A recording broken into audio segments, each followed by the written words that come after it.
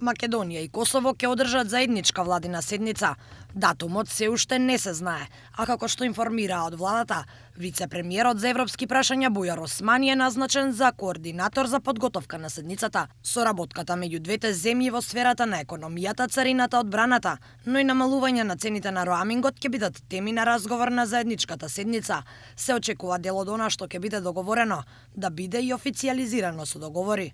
Владата истовремено на вчерашната седница го задолжи заменик председателот на владата, задолжен за европски прашања, доктор Бујар Османи, како координатор, определен за подготовка на заедничката владина седница во соработка со заменик председателот на владата на Република Косово, да предложат датум за одржување на првата заедничка владина седница помеѓу нашата влада и владата на Република Косово. На првата заедничка владина седница би може да се потпишат неколку следни договори односно документи кои се важни за двете земји, и така во областа на железничкиот сообраќај, диаспората, одбраната, иновации и понатаму во областа на културата, економијата и други важни документи и договори меѓу двете држави.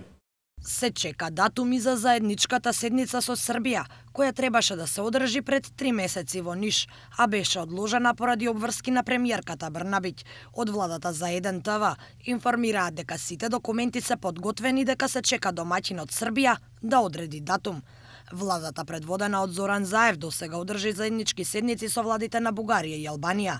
Седницата со бугарските колеги, која се одржа во Струмица, резултираше со неколку договори за соработка, но фокусот беше ставен на евроатлантските интеграции на земјава и договорот кој претходно беше подпишан од премиерите Заев и Борисов.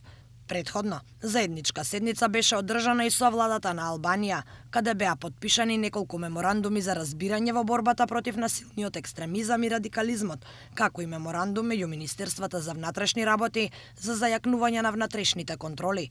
Тогаш, законот за јазици беше поздравен од албанскиот премиер Еди Рама. Трговијата, туризмот, инфраструктурата и енергетскиот пазар беа во фокусот, а премиерите истакнаа дека до следниот состанок очекуваат да има заедничка царинска точка и премин во Ќафасан. Заев тогаш истакна дека владата работи на создавање на регионална економска зона.